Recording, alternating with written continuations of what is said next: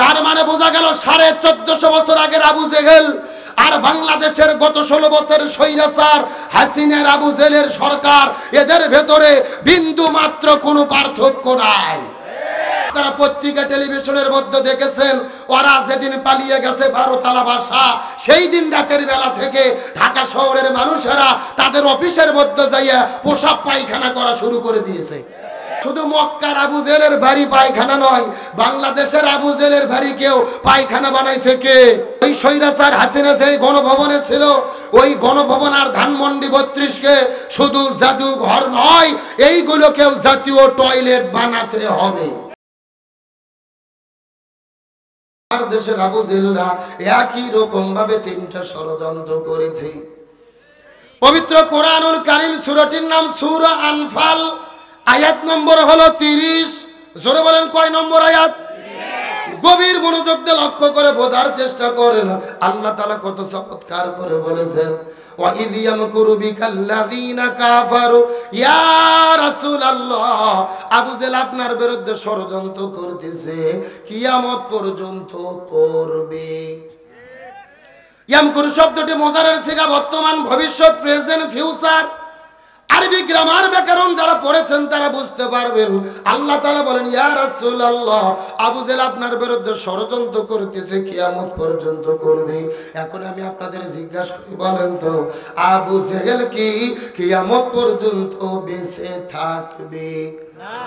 তাহলে আল্লাহ মনে হয় ভুল করে লিখেছে। আপনাদের কি মনে হয় আল্লাহ কি ভুল করে? আল্লাহ ভুল করে না এমন কথা বললে ইমানও থাকবে না। কিন্তু আল্লাহ তাআলা যদি মাকারা শব্দ দিত, এই জায়গার মধ্যে অর্থটা হয়ে যেত। কিন্তু আল্লাহ তাআলা মাকারা শব্দ ব্যবহার না করে ইয়ামকুরু শব্দটি কেন ব্যবহার করলেন? এই আয়াতের ব্যাপারে তামাম পৃথিবীর ভেতরে সমস্ত মুফাসসির কেরাম একমত পোষণ করেছেন, কিয়ামত পর্যন্ত আবু জেহেল থাকবে না। কিন্তু আবু জেহেলের নাতি পুতিরা, যোগ্য উত্তরসূরিরা কিয়ামত পর্যন্ত দেশে দেশে থাকবে। কার বক্তব্য? আরো জোরে বলেন। গভীর মনোযোগ। একটা কথা যদি বানাইয়া বলি, আপনারা কাশিদ আমার জিহ্বা কাটে নেবেন, আমার কোনো আপত্তি নেই। তবে আমি কোরআন থেকে দলিল যে যদি কথা বলি, আপনাদেরকে মেনে নিতে হবে। তাহলে চিৎকার করে বলেন, আবু জেহেলটা 3টা কাজ করবে। কে বললেন? আরো জোরে বলেন। আমার প্রিয় বন্ধুগণ, মুসলমান ভাইরা, গভীর মনোযোগ। আল্লাহ বলেন কিয়ামত পর্যন্ত আবু জেহেল জমিনের মধ্যে থাকবে। রাসূল ডাকতে বলেন, আল্লাহ আপনি তো বলেন কিয়ামত পর্যন্ত আবু জেহেল জমিনের মধ্যে থাকবে, আমরা আবু জেহেলদেরকে কেমনে চিনতে পারবো? আল্লাহ বলে, ইয়া রাসূলুল্লাহ, মনোযোগ দিয়ে শুনে নেন, কিয়ামত পর্যন্ত আবু জেহেল যারা হবে তারা সব সময় কাজ করবে 3টা।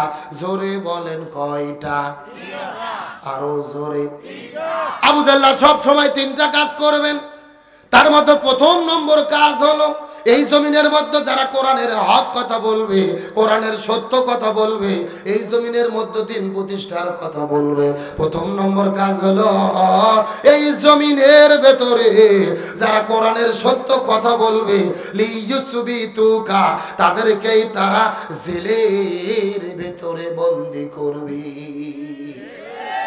এখন আমি আপনাদেরকে জিজ্ঞাসা করি, বলেন তো হে বগুড়ার মুসলমান, গত 16 বছরের ভেতরে আমাদের দেশের মধ্যে আলেমদেরকে জেলের মধ্যে বন্দী করা হয়েছে নাকি হয় নাই? গভীর মনোযোগ লক্ষ্য করেন।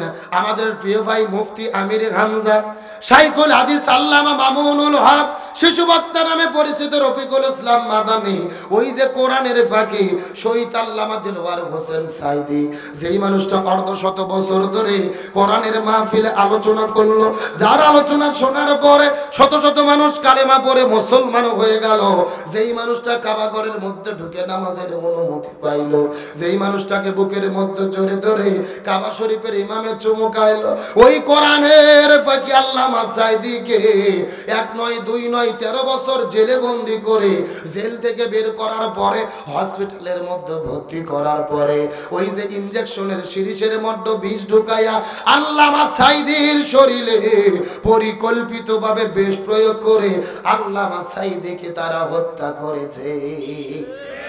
আরো ধরে বলেন, এক নয় দুই নয় 13 বছর ধরে কোরআনের পাখি আল্লামা সাঈদীকে জেলের মধ্যে বন্দী রাখার পরে জেল থেকে মুক্ত করে হসপিটালের মধ্যে ভর্তি করে যেই ডাক্তারকে চিকিৎসা করার দায়িত্ব দিয়েছিল এই ডাক্তারের নাম হলেন ডাক্তার মোস্তফা জামান। এই ডাক্তার কোন ডাক্তার? যেই ডাক্তার 2013 সালে শাহবাগের গণজাগরণ মঞ্চে দাঁড়িয়ে চিৎকার করে স্লোগান দিয়েছিল, সতে সাঈদী তুই রাজাকার, তুই রাজাকার, সাঈদীর ফাঁসি চাই। যেই লোকটা আল্লামা সাঈদীর ফাঁসি চাইলো ওই লোকটাকে দিল চিকিৎসা করার দায়িত্ব। আমাদের এলাকার ভাষায় বলে শিয়ালের কাছে ছাগল বাগি। এ কথা বলেন। ওই হসপিটালের 2টা নার্স বলেছেন এই ডাক্তার মোস্তফা জামান যখন আল্লামা সাঈদীর শরীরে ইনজেকশন পুশ করেছে তার কিছুক্ষণ পরে কোরআনের পাখি আল্লামা সাঈদী মৃত্যুর কোলে ঢলে পড়েছে। তার মানে বোঝা গেল আল্লামা সাঈদীর মৃত্যু কোনো স্বাভাবিক মৃত্যু ছিল না, এটা পরিকল্পিত হত্যাকাণ্ড। সুতরাং বর্তমান সরকারের কাছে বলবো ওই কোরআনের পাখি আল্লামা সাঈদীকে পরিকল্পিতভাবে চিকিৎসা দেওয়ার নামে যারা মৃত্যুর দিকে ঠেলে দিয়েছে এদের প্রত্যেককেই বিচার করে ফাঁসির দড়িতে ঝোলাতে হবে। আজকে আমরা সংবাদ নিউজের মধ্যে দেখলাম বিএনপির দলের যিনি বর্তমানে দায়িত্ব পালন করতেছেন দেশনায়ক তারেক রহমান, কয়েক বছর ধরে তিনি দেশ ছাড়া, তার বিরুদ্ধে মিথ্যা মামলা দেওয়া হয়েছিল 21 আগস্টের গ্রেনেড হামলার মামলা। আজকে সেই মামলা থেকে তাকে মুক্তি দেওয়া হলো। সাবেক স্বরাষ্ট্রমন্ত্রী বাবরকে মুক্তি দেওয়া হলো, তাদের মামলাটাকে খালাস করে দেওয়া হয়েছে। তার মানে মামলাটা মিথ্যা মামলা ছিল, সত্যের বিজয় হয়েছে, মিথ্যার পরাজয় হয়েছে। কথা বলেন ঠিক কিনা? এইরকম শুধু তারেক রহমানের বিরুদ্ধে নয়, এই বাংলাদেশের জামাত বিএনপির লক্ষ লক্ষ নেতা কর্মীর বিরুদ্ধে হাজার হাজার লক্ষ লক্ষ মামলা তারা দিয়েছিল। আমরা সরকারকে বলবো আর দেরি করবেন না, 3 মাস হয়ে গেল ক্ষমতা পার হওয়ার, একটা মামলা যেন না থাকে।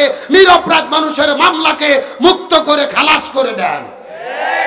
কিন্তু মনের মধ্যে বড় কষ্ট, আমাদের রাহবার, আমাদের নকিব, বাংলাদেশ জামাত ইসলামের নেতৃবৃন্দ মৌলানা মতিউর রহমান নিজামী, আলী হাসান মোহাম্মদ মুজাহিদ, শহীদ কামারুজ্জামান, তারপরে সালাউদ্দিন কাদের শাখা চৌধুরী, এই মানুষগুলোকে মিথ্যা মামলা দিয়ে ফাঁসির দড়িতে ঝুলিয়ে বিদায় করে দেওয়া হলো। আমার মনটা বারবার ডেকে বলে তাদের যদি ফাঁসি না দিয়ে তারা যদি বেঁচে থাকতো, কারাগারে থাকতো, তারাও তো আজকে জেল থেকে মুক্তি হতো। আরো সবচাইতে বেশি মনে পড়ে ওই কোরআনের পাখি শহীদ আল্লামা দিলওয়ার হোসেন সাঈদীর কথা। আল্লামা সাঈদী যদি বেঁচে থাকতো, তিনি যদি কারাগারে থাকতো, আর আল্লামা সাঈদীকে যদি মুক্ত করে দেওয়া হতো, এই বাংলাদেশে আমার মনে বলে এমন কোনো জায়গা ছিল না, এমন কোনো মাঠ ছিল না যেখানে আল্লামা সাঈদীর জন্য মানুষের জায়গা দেওয়া যেত।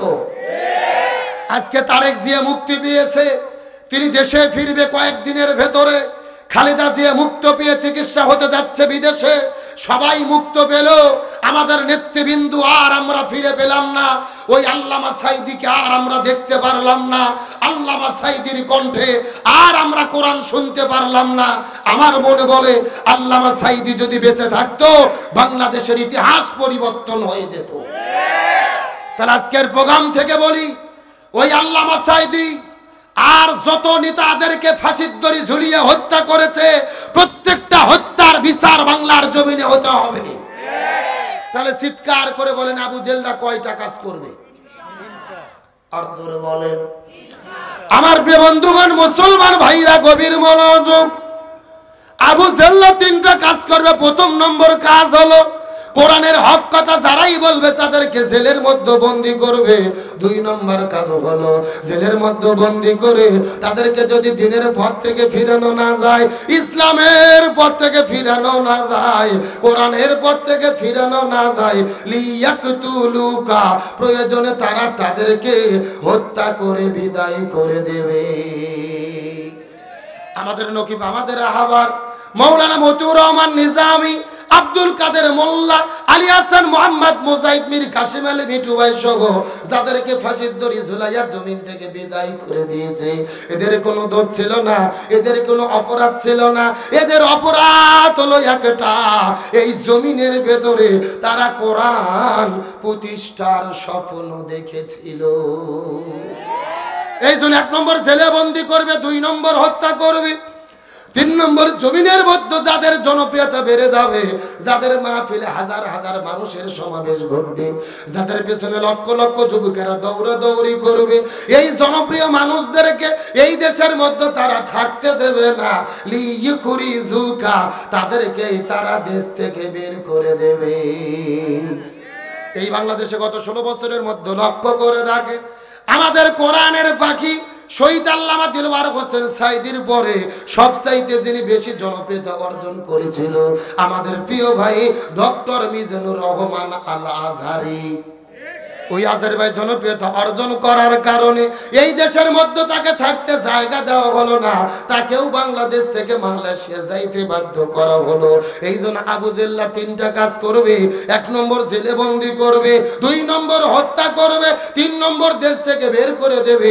এখন আমি আপনাদেরকে জিজ্ঞাসা করি, ও বগুড়ার মুসলমান, চিৎকার করে বলেন, গত 16 বছরের ভেতরে স্বৈরাচাররা এই 3টা কাজ করছে নাকি করে নাই? এ জোরে বলেন, করছে নাকি করে নাই?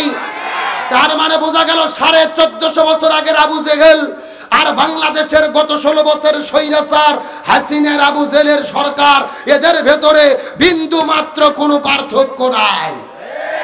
কিন্তু আবু জেহেল বিদায় নিয়ে চলে গেছে। আবু জেহেলের বাড়িকে আল্লাহ তাআলা বানাইছে ইন্টারন্যাশনাল পায়খানা। মক্কা মদিনায় যারা হজ উমরা করতে যায়, কাবা ঘর তাওয়াফ করে, আর আবু জেহেলের বাড়ির যে কাম সারে, এ কথা কর না কে? আর বাংলাদেশের আবু জেহেল হাসিনা পালিয়ে গেছে। এই ছেলে, এরা কারা উঠে গেল? না না না, আবু জেহেলের কথা শুনে ওটা তো লক্ষণ ভালো না। এরা পেশাব করে যদি জাগার মাল জাগাত ফেরত না আসে, তাহলে মনে করবেন ভেজাল আছে। এ বগুড়ার মুসলমান, গভীর মনোযোগ। আবু জেহেলের বাড়িকে পায়খানা বানাইছে কে? আর বাংলাদেশের স্বৈরাচার ছিল আওয়ামী দোসর। আওয়ামী লীগের কেন্দ্রীয় অফিস ছিল গুলিস্তানের 0 পয়েন্টে, বঙ্গবন্ধু এভিনিউয়ে। আপনারা পত্রিকা টেলিভিশনের মধ্যে দেখেছেন, ওরা যেদিন পালিয়ে গেছে 12 তালা বাসা, সেই দিন রাতের বেলা থেকে ঢাকা শহরের মানুষেরা তাদের অফিসের মধ্যে যাইয়া পোশাক পায়খানা করা শুরু করে দিয়েছে। আল্লাহু আকবার বলেন। তার মানে বোঝা গেল শুধু মক্কার আবু জেহেলের বাড়ি পায়খানা নয়, বাংলাদেশের আবু জেহেলের বাড়িকেও পায়খানা বানাইছে কে? আল্লাহ তাআলা। এই জন্য আরবিতে প্রবাদ বাক্য আছে, কামা তাদিনু তুদান, যেমন কর্ম। এ জোরে বলেন, যেমন কর্ম। কিন্তু বর্তমান সরকারকে বলবো, শুধু তাদের অফিসকে টয়লেট বানালে হবে না। ওই স্বৈরাচার হাসিনা যেই গণভবনে ছিল, ওই গণভবন আর ধানমন্ডি 32কে শুধু জাদুঘর নয়, এইগুলোকেও জাতীয় টয়লেট বানাতে হবে। তাহলে বাংলাদেশের মানুষ যতদিন বাংলাদেশ বেঁচে থাকবে, ঢাকা শহরে যাইয়া ওদের বাড়ির টয়লেট বাথরুম করবে, আর কিয়ামত পর্যন্ত তাদের ঘৃণা স্থাপন করবে। আপনারা কি কষ্ট পাচ্ছেন? আলোচনা কি চলবে? শেষ পর্যন্ত থাকবেন তো ইনশাআল্লাহ।